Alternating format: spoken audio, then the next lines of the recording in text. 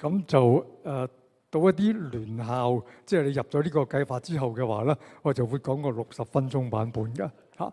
咁如果係去到學校嗰度做 SD-Day 啦，我就會講個120分鐘版本。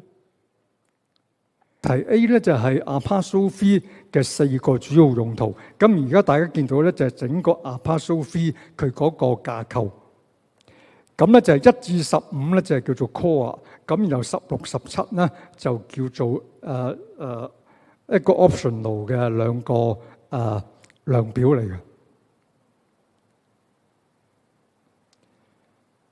好啦，咁所謂4大個用途咧，第一個用途啦，其實就愛嚟 check 嗰7個學習宗旨。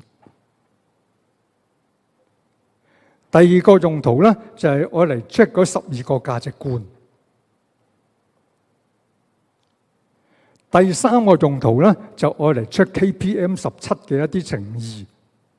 咁正話戴校長都特別提過啦，就係大家留意咧，就係 Apostrophe 咧，其實唔單止係 KPM 17嘅嗰一紮嘅情意嘅嚇。咁其實咧 Apostrophe 咧，其實係可以量度到好多學校同埋學生嘅一啲表現。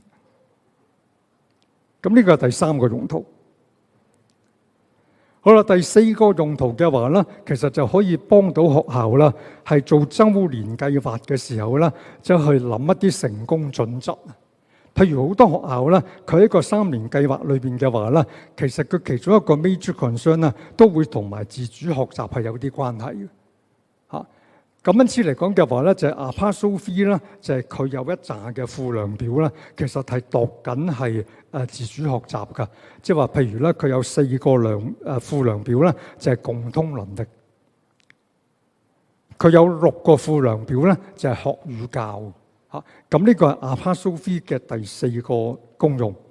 咁我反而覺得咧，呢個其實係一個好重大嘅功用嚟。好啦，第5個問題嘅5B 啦，就係學校點樣去搞張自評問卷啦。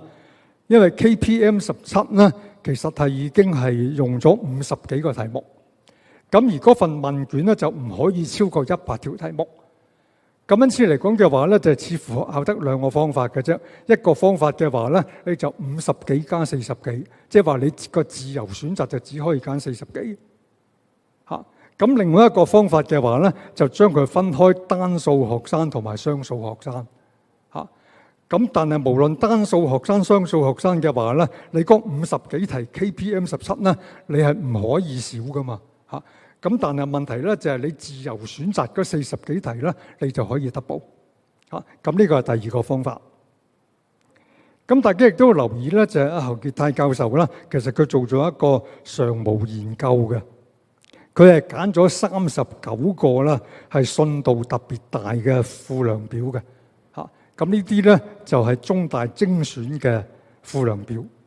咁我自己嚟講嘅話咧，我覺得學與教對一間學校嚟講嘅話咧，其實係超級重要嘅。咁因此嚟講嘅話咧，我特別推薦啦，其實就係學習與教學嘅嗰3個附量表。